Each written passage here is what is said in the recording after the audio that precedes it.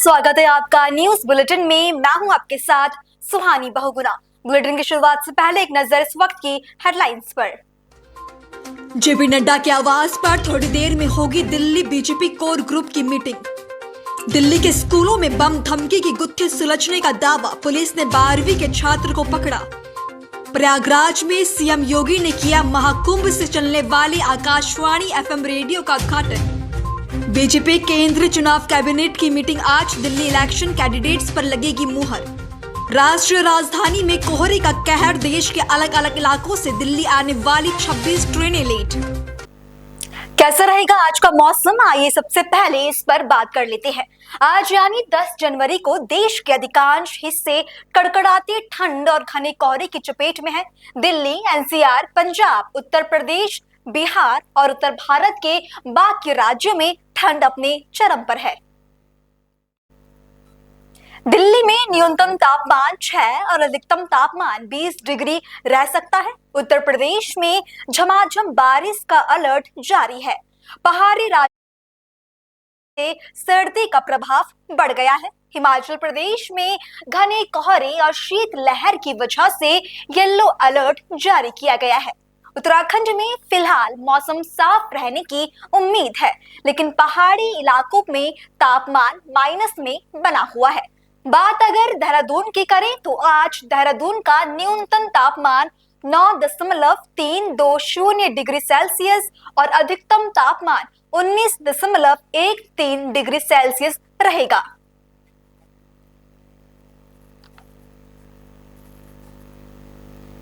चलिए अब जानते हैं खबरों को विस्तार में।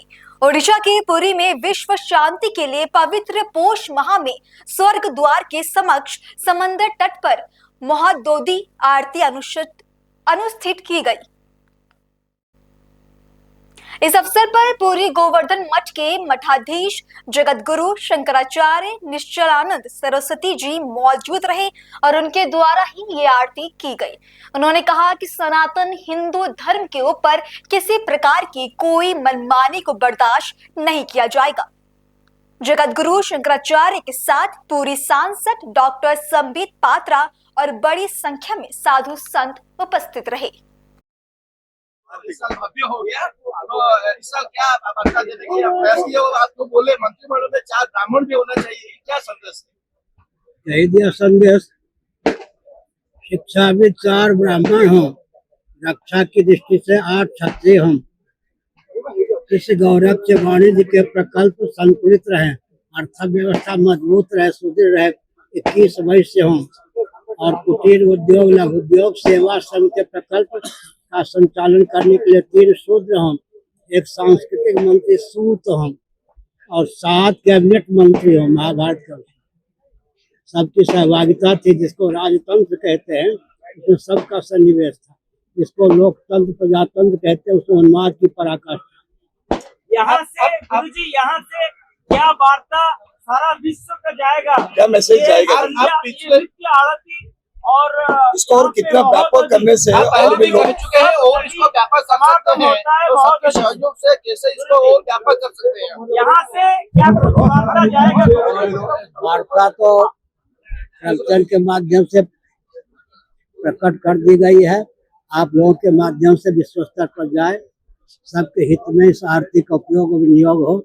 सागर अपने मर्यादा में रहें, सागर के तटवर्ती उन्माद का परिचय न दें, सुरा सुंदरी का केंद्र सागर का तट न बने। तीर्थों का भी तीर्थ सागर है, गंगा, यमुना, कृष्णा, कावेरी, नर्मदा, क्षिप्रा सब साक्षात या परंपरा से समुद्र में ही लीन होते हैं।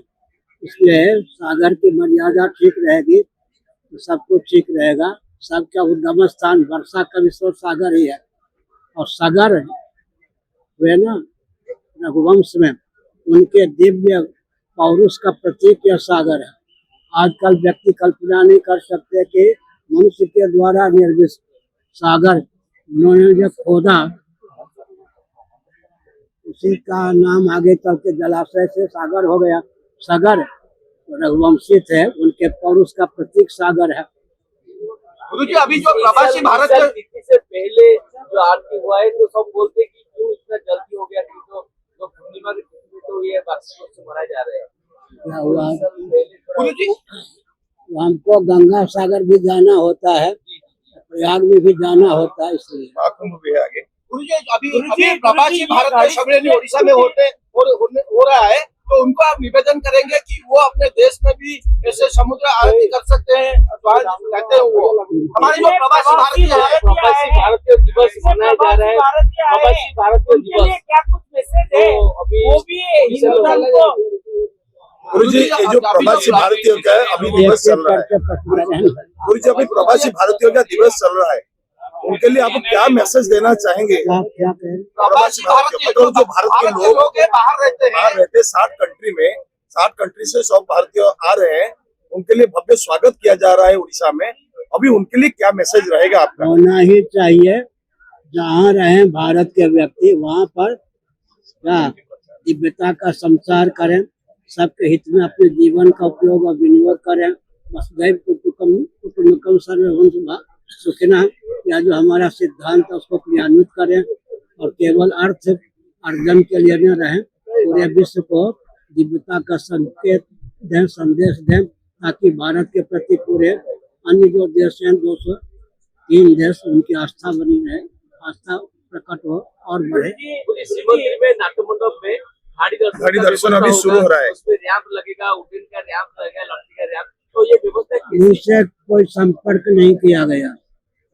सुप्रीम कोर्ट का निर्णय है, शंकराचार्य से मार्गदर्शन लेकर परामर्श लेकर कार्यक्रम होना चाहिए, लेकिन समिति के जो सदस्य हैं, जो शासन तंत्र है, वो हमसे दूर रखना चाहता है मंदिर को, जबकि सिर्फ आदि शंकराचार्य जी के चिन्मय कार्यक्रमों से ही भगवान जगन्नाथ आदि की पुनः प्रतिष्ठा हो। और राज्य में तो बीजेपी के सरकार है, तो आपको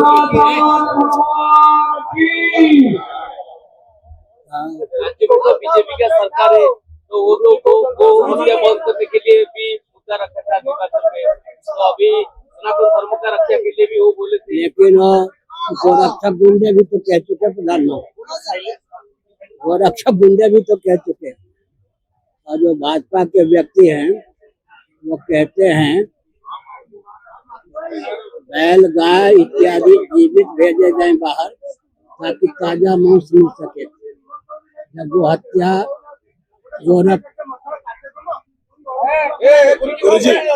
गुरु जी और एक बात है, गोरक्षक गुंडे कह चुके प्रधानमंत्री जी, उसे समझना चाहिए कि गाय के प्रति उनकी क्या आस्था है।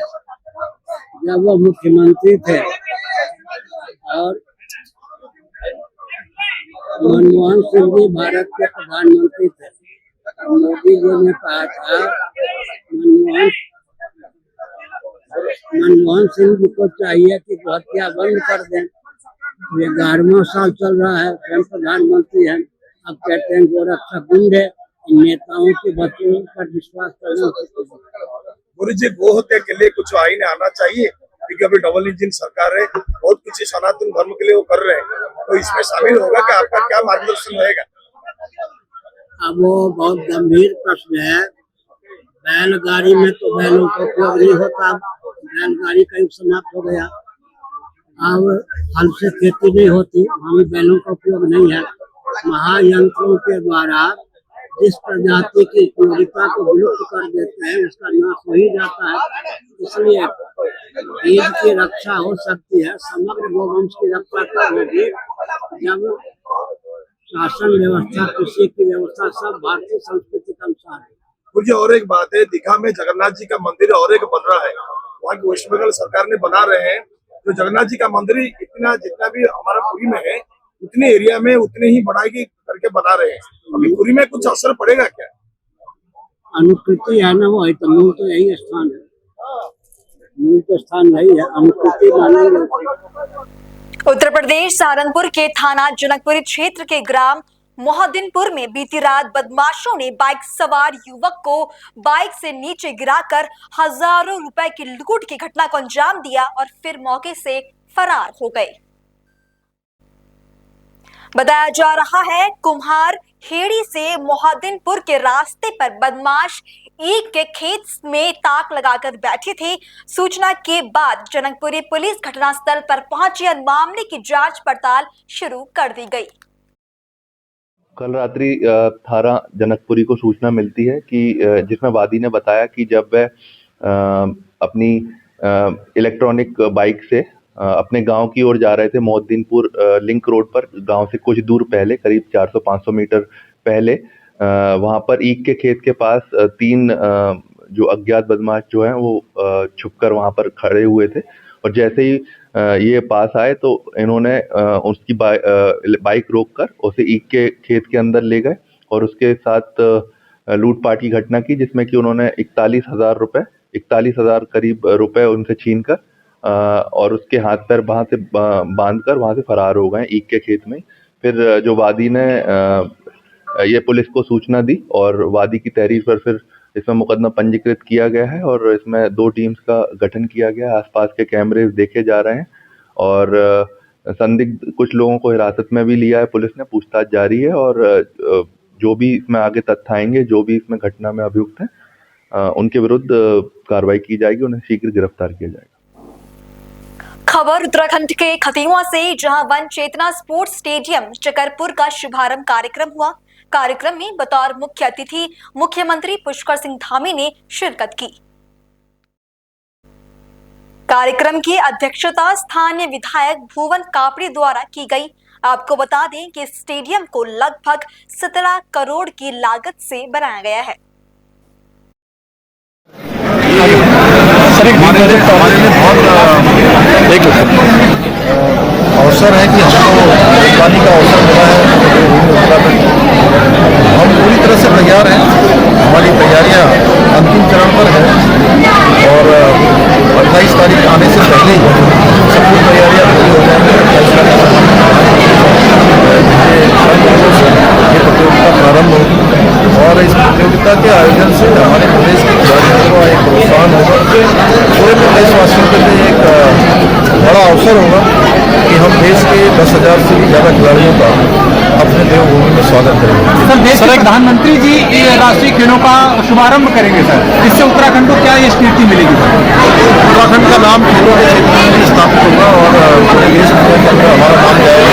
हमारे नए खिलाड़ी आएंगे और ये देवभूमि आने वाले समय में खेल भूमि के रूप में स्थापित होगी। उत्तराखंड के संस्कृति को प्रदर्शित करने वाला उत्तरायणी मेला बरेली में आयोजित किया गया, जिसका उद्घाटन उत्तराखंड के मुख्यमंत्री पुष्कर सिंह धामी ने की। इस अवसर पर सांस्कृतिक कार्यक्रम आयोजित हुए और उत्तराखंड कल्याण समिति के सदस्यों का सम्मान किया गया। मुख्यमंत्री ने कहा कि देश में सांस्कृतिक पुनर्जागरण हुआ है, जिसका उदाहरण विश्वनाथ, काशी और राम मंदिर है। उत्तराखंड में लगातार जो है अवैध मदरसों के थोड़ा सा और कर लें, चल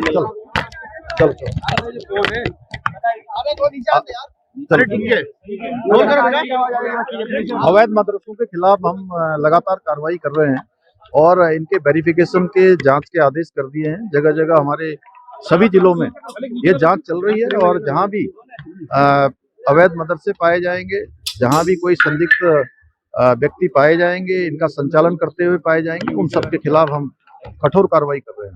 सर, कुंभ में मेला आयोजन किया जा रहा है, कुंभ को लेकर अखिलेश यादव लगातार तंज कर रहे हैं कि वहाँ पाप धोने के लिए सरकार जाएगी। देखिए, जिन लोगों ने कार सेवकों पर गोली चलाई हो, जो हमेशा राम मंदिर के विरोधी रहे हों, तो उनको कुंभ का महत्व समझ में नहीं आता है, इसलिए इस प्रकार की बात नहीं करनी चाहिए। ये एक बहुत ही हमारा शुभ भी और मैं कहूँ पवित्र कुंभ है। इसमें जो भी जाएगा उसको पुण्य की प्राप्ति होगी। तमाम साधु संत आए, उनसे भी आग्रह किया कुंभ मेला समाप्त होने के बाद मुख्यमंत्री जी को अपनी साथ लेके चले।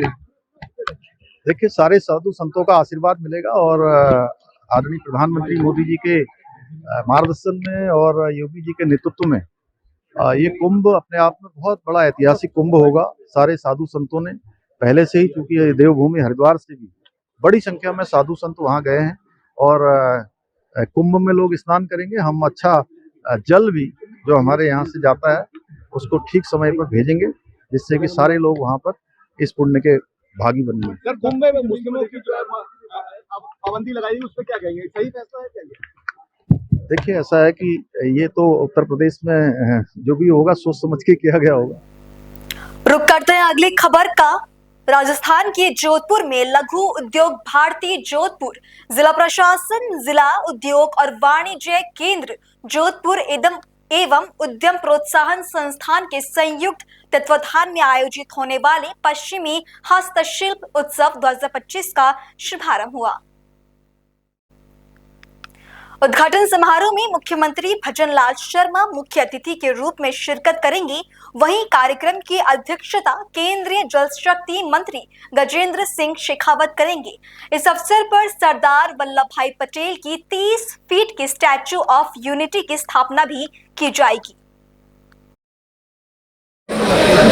देश ही नहीं अपितु राजस्थान प्रदेश ही नहीं अपितु पूरे देश के अंदर अपनी पहचान बना चुका है और 33 वर्षों से चला आ रहा उत्सव इस बार 34वां उत्सव हम मनाने के लिए तैयार हैं और इस उत्सव में कई तरह के नए आयाम, नए प्रदर्शन किए जा रहे हैं। उसकी जानकारी के लिए मैं आपको बताऊं, सर्वप्रथम इस उत्सव में सरदार पटेल जी की स्टैच्यू ऑफ यूनिटी प्रदर्शित की जाएगी जो देश की अखंडता के लिए प्रेरक रहे हैं। शिव परिवार की स्थापना 30 फीट लंबी मूर्ति की स्थापना की जाएगी। इसी के साथ साथ हैंड द्वारिका का प्रदर्शन यहाँ किया जाएगा जिसके कर्नल के अंदर 10 मिनट तक रोमांचित करने वाला और हमारी सांस्कृतिक धरोहर को प्रदर्शित करने वाला यह स्थान रहेगा जो 15,000 स्क्वायर फीट के अंदर भेंट द्वारिका का निर्माण किया गया और ऐसा एहसास होगा कि हम समुद्र के अंदर भेंट द्वारिका के दर्शन कर रहे हैं। मैं आपके चैनल के माध्यम से सभी जोधपुर वासियों को और आसपास के सभी बंधुओं से, मातृशक्ति से और बच्चों से आह्वान करूंगा। विभिन्न प्रकार के आयोजन हर वर्ग के लिए यहाँ पर किए गए हैं। विभिन्न प्रतियोगिताएं हैं, सांस्कृतिक संध्याएं हैं, विभिन्न प्रकार की कार्यशालाएं, गोष्ठियां जो हमारे युवा उद्यमी, युवा बढ़ने वाले बालक भविष्य में देश के कर्णधार बनेंगे, सभी के लिए कुछ न कुछ कार्यक्रमों का आयोजन इस मेले के माध्यम से किया गया है। मैं आपके चैनल के माध्यम से मैं आह्वान करता हूँ कि अधिक से अधिक लोग इस मेले में पधार कर मेले को सफल बनाए। धन्यवाद। उत्तर प्रदेश में अलीगढ़ मुस्लिम यूनिवर्सिटी के रजिस्ट्रार पर असामाजिक तत्वों के द्वारा भेजे गए धमकी भरे ईमेल ने यूनिवर्सिटी कैंपस में सनसनी फैला दी है। धमकी भरे ईमेल में 2 लाख रुपए की डिमांड की गई है। साथ ही पैसे न देने पर यूनिवर्सिटी को बम से उड़ाने और खाने में पोर्क फैट मिलाने की भी धमकी मिली है। यूनिवर्सिटी को बम से उड़ाने की सूचना पुलिस को मिलते ही क्षेत्र अधिकारी तृतीय BDDS डॉग स्क्वाड के साथ कैंपस में पहुंचे, जहां कैंटीन सहित कई जगहों पर सर्च ऑपरेशन चलाया जा रहा है।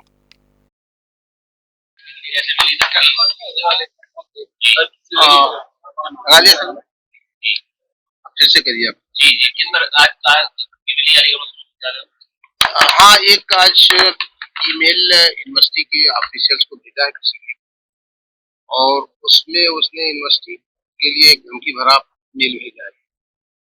जैसे वो मेल मिला है तो उसके लिए जो आवश्यक कार्रवाई होगी वो हमने कर दी है और जो हमारी स्थानीय पुलिस है उसको भी हमने उसके बारे में सूचित किया है और पूरी सतर्कता बरती जा रही है। पुलिस डिपार्टमेंट ने भी जहाँ जहाँ आवश्यक जांच करने की जरूरत है उसके जो है नियमानुसार जांच भी करती है।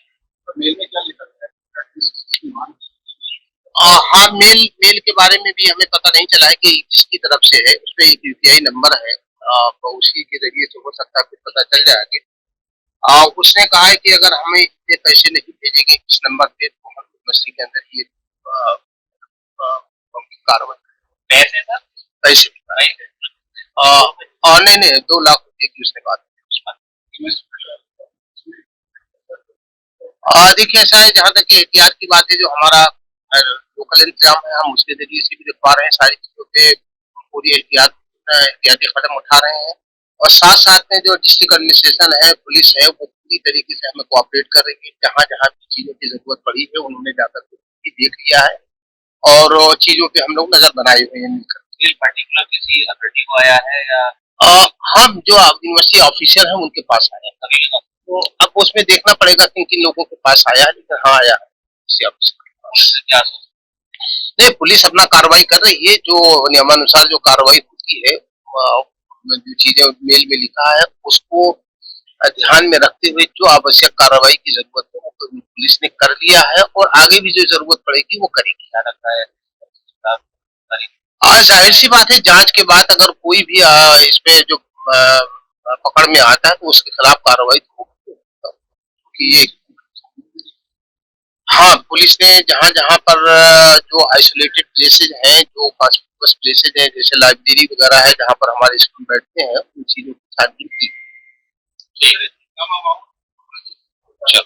आज कैंपस में पुलिस को क्या एमयू ऑफिशियल्स के द्वारा अवगत कराया गया कि एक थ्रेड भरा ईमेल मिला हुआ है, जिस संबंध में हम लोगों के द्वारा यहाँ पर बीडीडीएस टीम और डॉग स्क्वाड के साथ एक सर्च ऑपरेशन चलाया गया। जो भी यहाँ पर संवेदनशील स्थान थे या जो भी पॉइंट्स आइसोलेटेड थे उनको सभी को प्रॉपर चेक किया गया है और एलआईयू को भी एक्टिवेट कर दिया गया है कि वो अभी सूचना संकलन करें और तत्काल अवगत कराएं।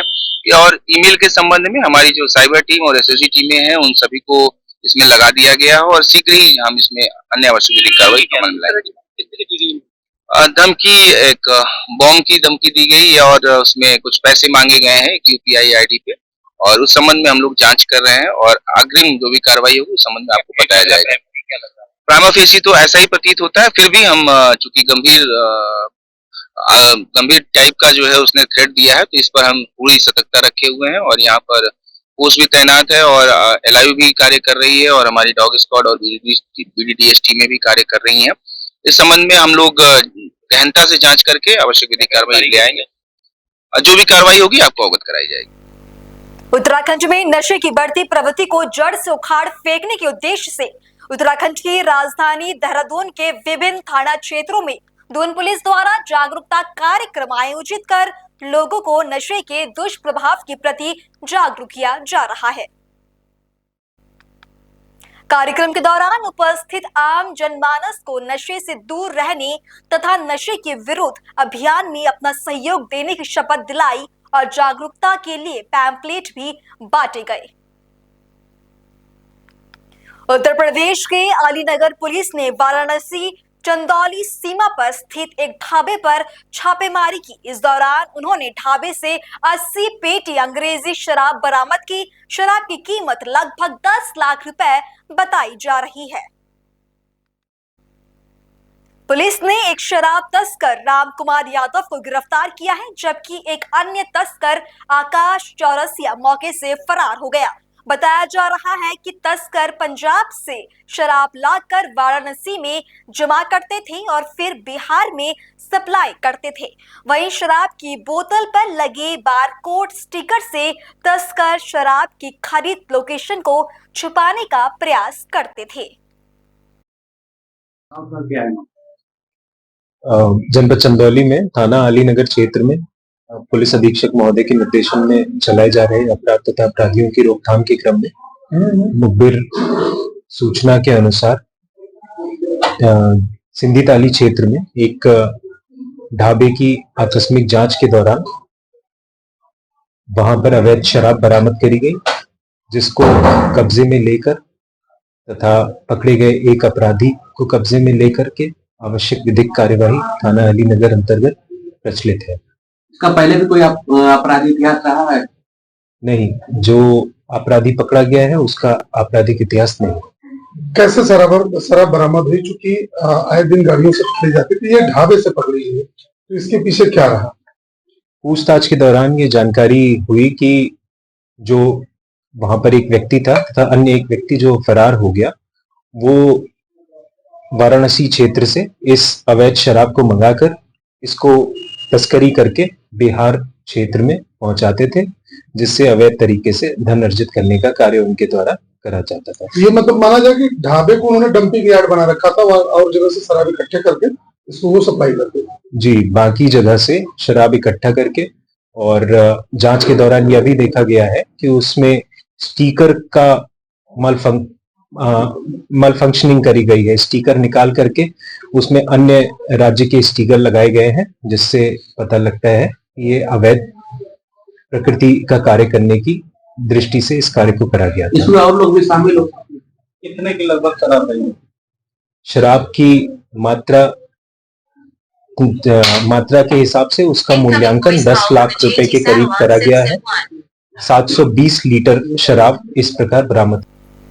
गुरुवार को पुलिस कार्यालय देहरादून में जनपद से स्थानांतरित पुलिस उपाधीक्षक आशीष भारद्वाज, नीरज सेमवाल, अभिनय चौधरी, रविकांत सेमवाल और महेश जोशी के सम्मान में विदाई समारोह आयोजित किया गया। वरिष्ठ पुलिस अधीक्षक देहरादून ने स्थानांतरित अधिकारियों के कार्यकाल की प्रशंसा करते हुए उनके संवेदनशील और सहयोगात्मक व्यवहार को सराहा। उन्होंने अधिकारियों को स्मृति चिन्ह और पुष्प गुच्छ भेंट कर उनके उज्जवल भविष्य की कामना की। इस अवसर पर पुलिस अधीक्षक नगर, यातायात विकास नगर ऋषिकेश समेत अन्य अधिकारी और कर्मचारी गण उपस्थित रहे। समारोह ने अधिकारियों के योगदान को सम्मानित करते हुए उन्हें नई जिम्मेदारियों के लिए शुभकामनाएं दी। कन्नौज से बड़ी खबर सामने आ रही है, जहां जेल में बंद नवाब सिंह यादव को बार एसोसिएशन का उपाधीक्षक निर्विरोध चुना गया है। वहीं पूर्व सपा नेता नवाब सिंह यादव के खिलाफ किसी अधिवक्ता ने पर्चा नहीं भरा। बता दें कि नवाब सिंह यादव नाबालिग से रेप के आरोप में जेल में बंद है और उनके खिलाफ गैंगस्टर एक्ट में भी पुलिस ने कार्रवाई की है।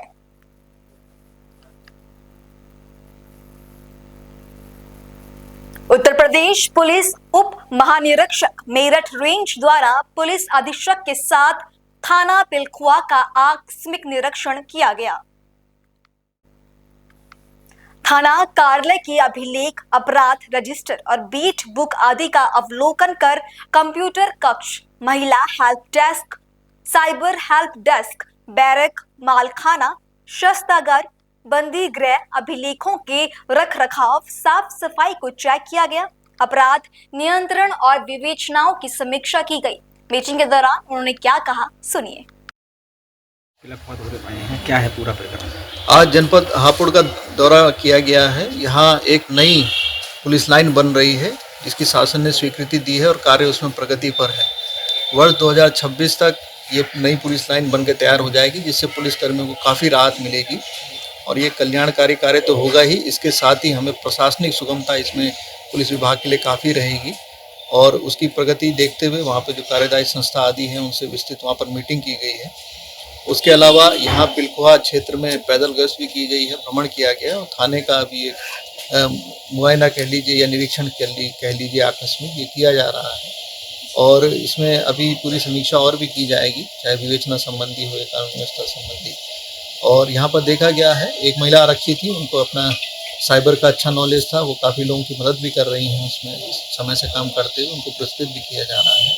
बाकी शासन और सरकार की मंशा अनुरूप जितने भी निर्देश हैं वो सभी को उनसे अवगत कराया जा रहा है ताकि हम लोग बेहतर पुलिसिंग कर सकें और जन सामान्य को इससे लाभ प्राप्त हो। धन्यवाद। अगली खबर का रुख करेंगे। उत्तर प्रदेश के जुगेल थाना क्षेत्र के बिजौरा गांव में एक नशे में धुत वाहन चालक ने अपनी लापरवाही से वाहन चलाते हुए एक महिला को जोरदार टक्कर मार दी, जिससे महिला गंभीर रूप से घायल हो गई।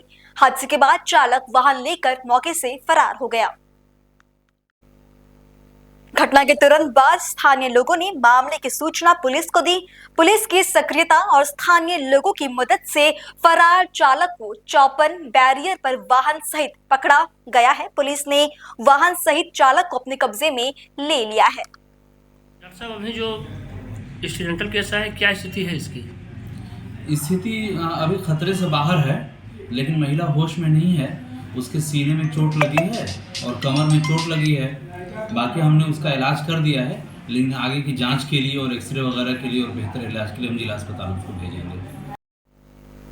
खबर उत्तराखंड के उत्तरकाशी जनपद से है, जहां पुलिस अधीक्षक उत्तरकाशी के निर्देश अनुसार उत्तरकाशी पुलिस द्वारा डूडा के संगोहटी गांव में चौपाल लगाकर ग्रामीणों को नशा, साइबर और महिला अपराधों के प्रति जागरूक किया गया। कार्यक्रम में ग्रामीणों को नशे के कुप्रभाव की व्यापक जानकारी देते हुए युवाओं और बच्चों को नशे से दूर रहने, गलत संगत में ना जाने और अपने कैरियर पर फोकस करने की हिदायत दी गई। आजाद समाज पार्टी के राष्ट्रीय अध्यक्ष और नगीना सांसद चंद्रशेखर ने सहारनपुर में प्रदेश और केंद्र सरकार पर तीखा हमला बोला। उन्होंने कहा कि सरकारें बुनियादी सुविधाओं, रोजगार और मकानों से जुड़े सवालों का जवाब नहीं देती।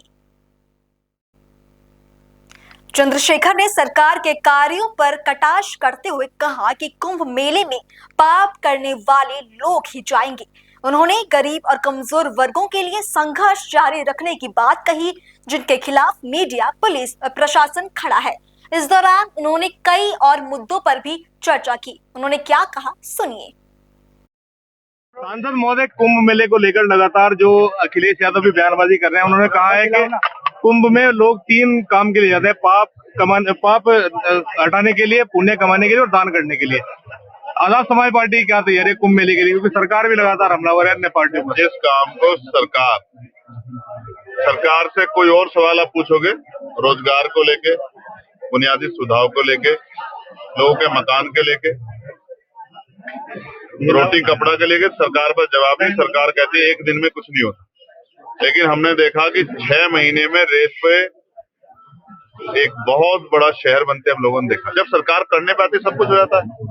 तो जिस विचारधारा की सरकार अपना काम कर रही है, जब सरकार इतना अच्छा काम कर रही है, हम उसमें क्या कहें।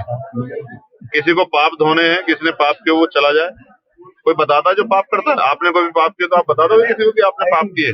मेरा ये कहना है, हम इस देश में उन लोगों के लिए रोटी कपड़ा मकान बुनियादी सुविधा और सम्मान की लड़ाई लड़ रहे हैं, जिनको हजारों साल तक जाति धर्म संप्रदाय के नाम पे अपमानित किया गया। और जहां एडमिनिस्ट्रेशन, कई बार मीडिया, पुलिस और जुडिशरी भी एक तरफा खड़ी दिखाई देती है, उन कमजोर वर्गों की लड़ाई हम लोग लड़ने काम करें, जिनको आजादी के इतने दिनों बाद भी इज्जत की जिंदगी नहीं मिली। संभल में हिंसा हुई थी 1978 में, उसकी फाइल दोबारा खोली जा रही है 47 साल के बाद। क्या कहेंगे इस पर? 7 दिन में रिपोर्ट मांगी है सरकार ने, लगातार मंदिर मठ खोजों का अभियान चलाया जा रहा है, क्या कहेंगे इस पर? और मैं फिर यही कहूंगा कि जिनका एजेंडा ही बांट कर हो, या जिनका चुनावी एजेंडा ही जो है वो हिंदू मुसलमान के आधार पर, उनसे क्या उम्मीद कर सकते हो।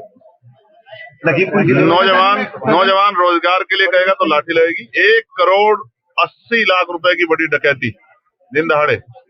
यही मुजफ्फरनगर में मैं गया था, पीट के मार दिया सनी को। बागपत के नौजवान को 3 साल न्याय नहीं मिला, उसने जाके पार्लियामेंट के सामने आग लगा ली। और अभी मौर्य जी को पुलिस ने पीट के मार दिया। क्या सुनना चाहते हो मुझसे? उत्तर प्रदेश में तो जंगल राज है, उस पर क्या सुनना चाहते हो मुझसे कि मैं मुख्यमंत्री जो तानाशाही रवैये के अब जो मन में आ रहा कर रहे हैं उस पर पीट सकता हूँ उनकी? या सच बताऊं, दिल्ली कि उत्तर प्रदेश में मेरे जैसा आदमी जिसने गोली खाई है, क्या कह सकते हैं किसकी जान कब कहाँ चली जाए। सदन में बात रखना चाहते हैं आपको जो है पूरा समय नहीं मिल पाता, उसका कारण क्या है सर? आप मुस्लिम की आवाज है सर, आप पूछ के बताओ। मैं तो अपनी कोशिश करता हूँ कि मौका मिल जाए। दिल्ली चुनाव में आजाद समाज पार्टी का क्या स्टैंड है? मजबूती से लड़ रही है। दिल्ली की स्टेट की टीम ने जो तय किया है। कितनी सीटों पर लड़ा जाएगा? मैं अभी आज नहीं कह सकता, लेकिन मैं ये बता रहा हूँ कि लड़ रही है, क्योंकि कल मेरी बात हुई थी। हम मिल्कीपुर भी लड़ रहे हैं और हम लोग दिल्ली का चुनाव भी लड़ रहे हैं। 2027 के लिए क्या स्टैंड है? आजम खान से नजदीकियां कहीं ना कहीं मुश्किलें बढ़ा रही हैं और लोगों की। किसी को परेशानी है किस बात? ऐसा नहीं होना चाहिए। अगर अच्छे लोग मिलकर लड़ेंगे तो इससे फायदा होगा। और ये एक ऐसा समीकरण है कमजोरों का, ये जुड़ेंगे तभी भाजपा को रोका जाए, इसके अलावा कोई रास्ता नहीं है। लगभग कितने सीटों पर चुनाव लड़ेंगे आजाद समाज पार्टी? मिल्कीपुर में तो एक ही उस पर है, तो मिल्कीपुर का लड़ने, फिर जिला पंचायत लड़ने, तो उसके बाद बताइए। ठीक है।